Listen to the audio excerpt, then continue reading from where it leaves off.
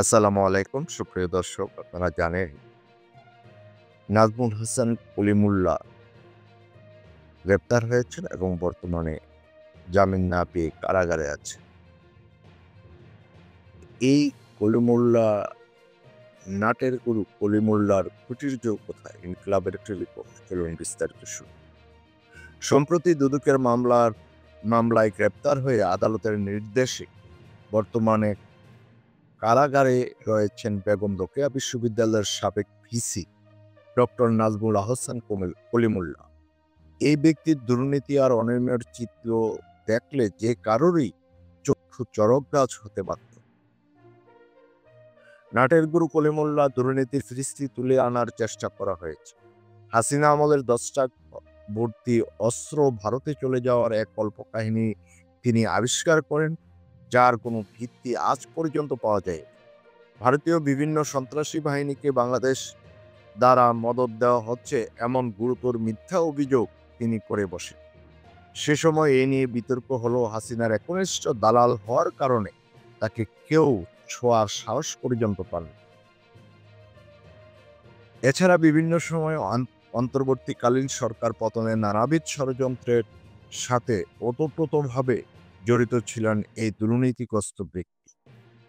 নানা সময়ে ভারতীয় রয়ের মদতপুষ্ট পেইড এজেন্ট হিসেবে কাজ করছেন বলেও জোর গুজব রয়েছে কলিমুল্লাহর বিরুদ্ধে। টেলিভিশনের পর্দায় একসময় যিনি দুর্নীতির বিরুদ্ধে তীব্র ভাষায় কথা বলতেন, গণতন্ত্র পর্যবেক্ষণের নাম করে জনবুদ্ধিজীবী সাজার চেষ্টা করতেন, আজ সেই অধ্যাপক ডক্টর নাজমুল আহসান কলিমুল্লাহ নিজেই দুর্নীতির মামলার কারাগারে। তাই প্রশ্ন উঠেছে, এসব অভিযোগ, তদন্ত, বিচার, তারপরও এতদিন তিনি বেঁচে ছিলেন কোন খুঁটির জোরে? বেগম রোকেয়া বিশ্ববিদ্যালয়ের সাবেক এই উপাচার্যের বিরুদ্ধে অভিযোগের তালিকা যেন শেষ হতেই চায় না। 2021 সালের 14 মার্চ বেরোবি অধিকার সুরক্ষা পরিষদ তার বিরুদ্ধে 111টি অনিয়ম দুর্নীতির অভিযোগ সংবলিত একটি শ্বেতপত্র প্রকাশ করে। সেখানে দেখা যায় দুর্নীতি, স্বজনপ্রীতি, জালিয়াতি, প্রশাসনিক স্বেচ্ছাচারিতা, নিয়োগ বাণিজ্য, আর্থিক আত্মসাৎ সবই ছিল তার নিয়মিত কর্মকাণ্ডের অংশ। শুধু কথায় নয়, প্রমাণও আছে ভয়াবহ চিত্র।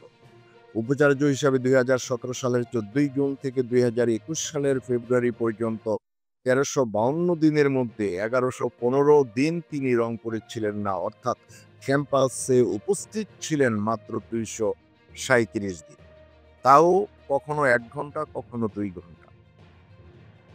অবাক করার মতো হলেও সত্য, এই সময় তিনি ঢাকায় বসে চালাতেন পুরো বিশ্ববিদ্যালয়।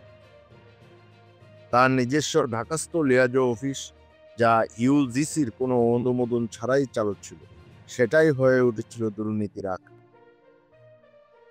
এখানেই চলত নিয়োগ বাণিজ্য, ভুয়া বিল আর টেন্ডারের নামে কোটি কোটি টাকার কারসাজি। বিশ্ববিদ্যালয়ের বিশেষ উন্নয়ন প্রকল্পে ব্যয় 97 কোটি টাকা থেকে বাড়িয়ে 213 কোটি টাকা করার মতো মারাত্মক অনিয়মের অভিযোগে দুদক মামলা করে, যার কেন্দ্রে ছিলেন কলিমুল্লাহ নিজেই। প্রকল্পের পরামর্শক পদ থেকে বাদ দেওয়া হয় অভিজ্ঞ ব্যক্তিকে, আর সেই পদে বসানো হয় তারই আত্মীয়, আর সেখানেও 4 কোটি টাকা আত্মসাতের অভিযোগ তার বিরুদ্ধে। এখানেই শেষ নয়, নিয়োগ দুর্নীতি অভিযোগ অনুযায়ী তার ব্যক্তিগত সংগঠন জানেকব এবং নির্দিষ্ট অঞ্চল থেকে আসা প্রার্থীদের অগ্রাধিকার দিতেন তিনি। বিশ্ববিদ্যালয়ের বিভিন্ন পদে নিজের পছন্দের লোক বসিয়ে রাখতেন, নিজেই একাই প্রায় 16টি প্রশাসনিক পদ দখল করে রেখেছিলেন। যখন আদালত থেকে অবৈধ বরখাস্তের বিরুদ্ধে নির্দেশ আসে, সেটাও তিনি মানেননি। যেসব শিক্ষক তার বিরুদ্ধে কথা বলেছিলেন, তার সিন্ডিকেটের মাধ্যমে সতর্ক করা হয়। তবে সব অভিযোগের মাঝে সবচেয়ে করুণ চিত্রটি হলো একজন শিক্ষাবিদ, একজন বুদ্ধিজীবী হিসেবে তার নৈতিক ফলক। যে মানুষটি নিজেকে গণতন্ত্রের অভিভাবক বলে পরিচয় দিতেন, সেই তিনিই হয়ে উঠলেন বিশ্ববিদ্যালয়ের ইতিহাসে সবচেয়ে বিতর্কিত চরিত্র। এছাড়া সাবেক ফ্যাসিস্ট প্রধানমন্ত্রী হাসিনার বিশেষ অগ্রাধিকারপ্রাপ্ত বিশেষ উন্নয়ন প্রকল্পে উপাচার্য ডক্টর কলিমুল্লাহর ব্যাপক দুর্নীতি প্রমাণিত হয়েছিল আগেই। কলিমুল্লাহ এখন কারাগারে। আদালতে দাঁড়িয়ে অধ্যাপক কলিমুল্লাহ আদালতে দাঁড়িয়ে অধ্যাপক কলিমুল্লাহ বলেন যে যখন আদালত থেকে অবৈধ বরখাস্তের বিরুদ্ধে নির্দেশ আসে সেটিও তিনি মানেন। যেসব শিক্ষক তার বিরুদ্ধে কথা বলেছিলেন তাদের সিন্ডিকেটের মাধ্যমে সতর্ক করা হয়। এখন প্রশ্ন, এই অধ্যাপক এতদিন টিকে থাকলেন কিভাবে? কার ছত্রছায়া? তার এই কুটির জোর কি ছিল রাজনৈতিক পরিচয় নাকি চুপ থাকার সম্মিলিত সুবিধা? এই প্রশ্নের উত্তর খোঁজার দায় আমাদের সমাজের, রাষ্ট্রের এবং বিশেষ করে শিক্ষা ব্যবস্থা।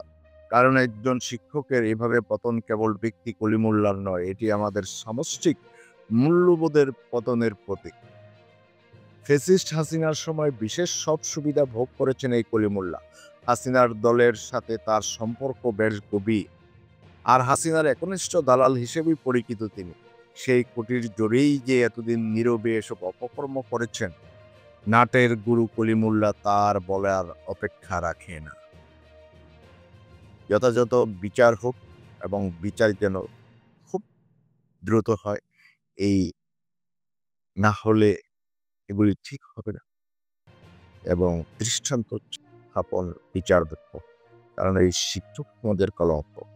আজ এই পর্যন্ত দর্শক ভালো থাকবেন। আল্লাহ হাফেজ।